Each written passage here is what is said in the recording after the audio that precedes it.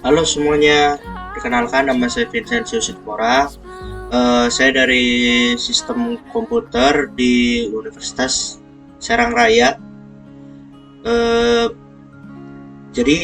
saya akan menjelaskan simulasi Monte Carlo. Apa saja sih poin penting tentang Monte Carlo? Poin pertama, pengertian simulasi Monte Carlo. Pengertiannya.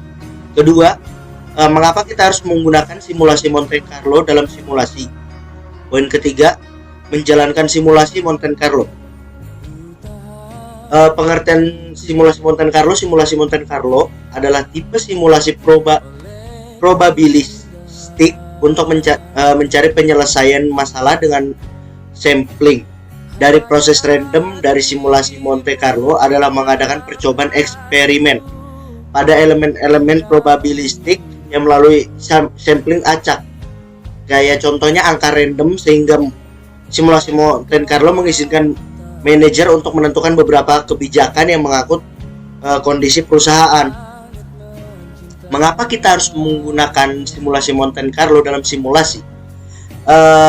Jadi sistem Monte Carlo itu merupakan metode yang digunakan mencapai hasil yang mungkin pada kejadian yang tidak pasti dan ada batas keyakinan yang terkait. Satu-satunya persyaratan yang dibutuhkan untuk mengidentifikasi batas jangkauan, korelasi dan variabel lain merupakan teknik yang mempermudah mengambil keputusan berdasarkan data numerik. Untuk mendukung keputusan simulasi Monte Carlo, biasanya menggunakan menganalisa biaya dan jadwal.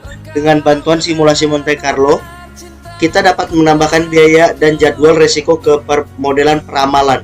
Yang misalnya contohnya kita mau mensimulasikan harga penjualan atau harga kayak contohnya kayak penjualan roti, terus pengeluaran dan pemasukan kita, kayak misalnya hasil jual dan beli kita gitu. Contoh soal, setelah melakukan pengamatan 200 hari, sebuah toko ban memperkirakan permintaan ban per harinya.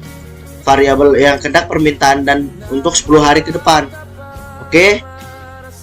Selanjutnya saya bakal memberikan contoh ke prakteknya di Excel.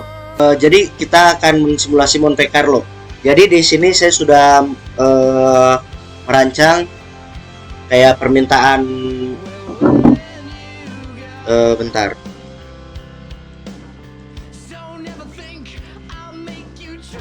Jadi begini.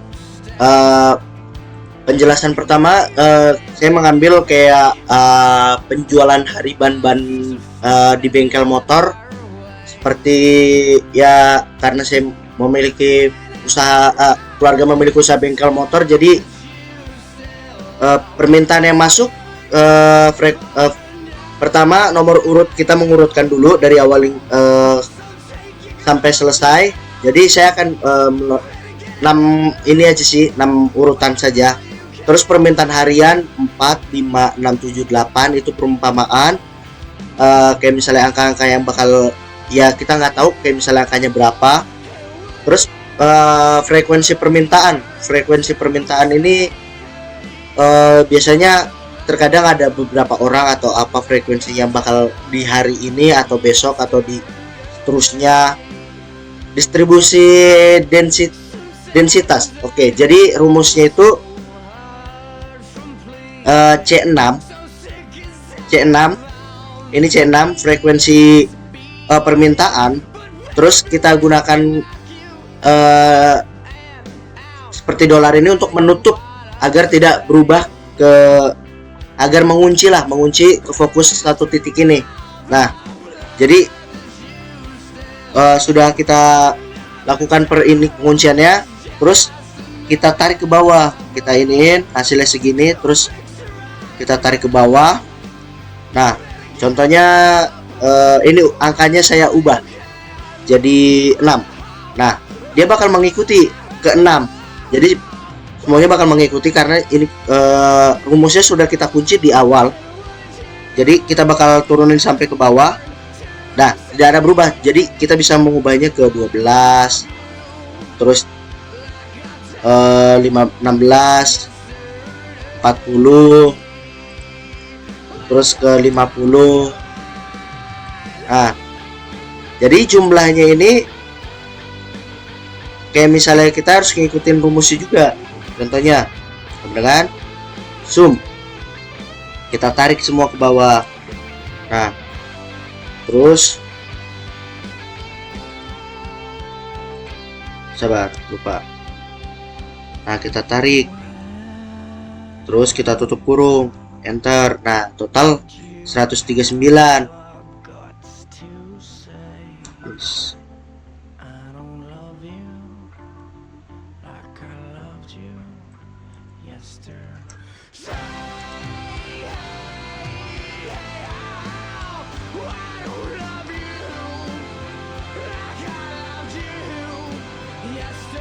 Nah, jadi totalnya ini dengan jumlah jadi ini dengan jumlah C12 itu dengan jumlah total semua permintaannya. Jadi dia bakal berubah otomatis, kayak misalnya di hari ini ada 100, terus di hari berikutnya ada berapa.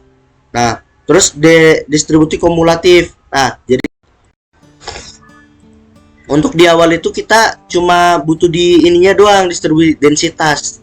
Jadi sama dengan D6. Nah, posisi D6 itu berarti di sini D6. Jadi hasilnya sama, ngikutin. Nah, kalau ke bawahnya kayak misalnya ini, kita ganti rumusnya plus D7. E6 plus D7.